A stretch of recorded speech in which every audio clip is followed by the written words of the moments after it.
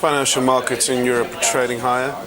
The UK's FTSE 100 index is currently up around about 17 points, while the DAX index in Germany is up around about 7 points.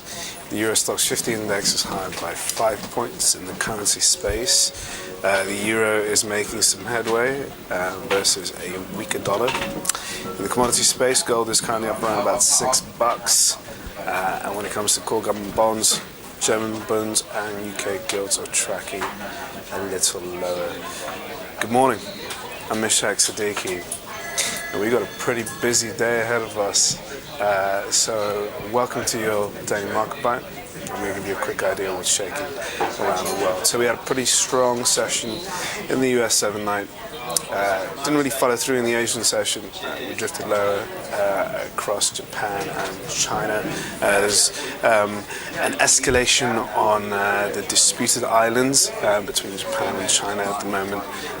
So that's unnerving some investors about geopolitical tensions. Now, early on in the week, when we're speaking about geopolitical tensions, there's a bit of a reduction in the Middle East after Iran signed a deal with 6 world powers to curb its nuclear program in order to get around about £4 billion worth of economic funding to help stimulate the Iranian economy. That put pressure on oil prices, but at the same time it was actually seen as pretty good news, given the fact that there is going to be a bit of a reduction in the Middle East tensions.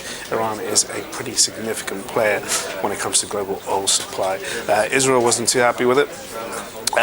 But when it comes to the US and the West in general and the relationship with Iran, it is starting to become a bit more constructive versus before, and that's mostly down to the fact that we got a new president in Iran, and investors are somewhat pleased about the situation there. Now I'm kind of going off on a tangent on Iran. Let's get back to business about what's going on across the world.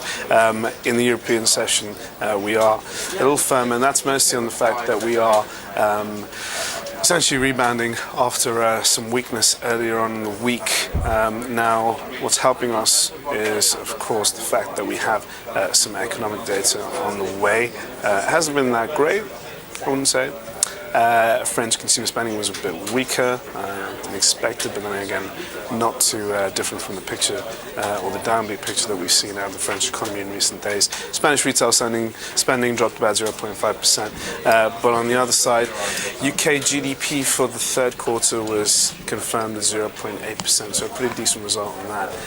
And when it comes to what else we've got going on, we've got US jobless claims later on, Chicago PMIs, and the Michigan Consumer Confidence Report. US economic data is stealing the limelight, the spotlight, however you want to put it, and that's of course down to the fact that we are still fearing this upcoming potential tapering by the Federal Reserve.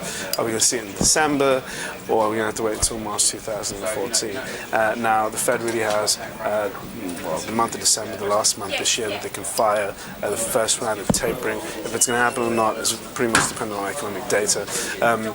The pieces out today will be a good indicator of US economic health, but really the non-farm payrolls release, which is coming out next week, that's going to be a big deciding factor as to what's going to happen with US, with the monetary policy in the US.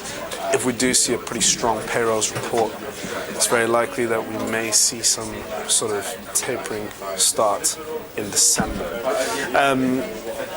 And when it comes to other news pieces, in Germany, Angela Merkel has signed a deal with the SPD party to work through a coalition government finally, after a few intense weeks of negotiations and uncertainty in the German government about where it's heading. Other than that, there's really not much else to say. I'm not going to bore you with more stuff, so I'll let you guys go back to your desks and enjoy your trading day. I'll see you guys tomorrow. Thanks for watching.